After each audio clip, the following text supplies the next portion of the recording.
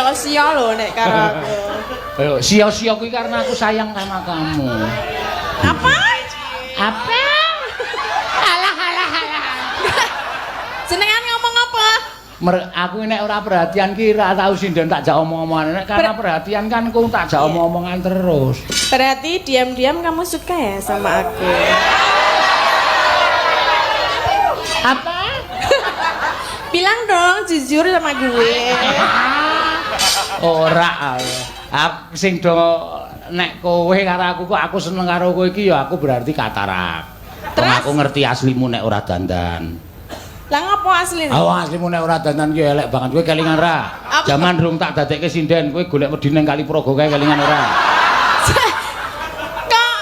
Kok udal-udal wadi zaman biyen? Lah ya ben lah kowe ngunekke aku kamu sayang sama saya. Kamu tinggal jawab loh. Iki nek bojoku ndelok aku geger lho sesuk nang omah. Loh, lah geger ngapa? Sakit jenengan tak tekanin jenengan sayang sama saya?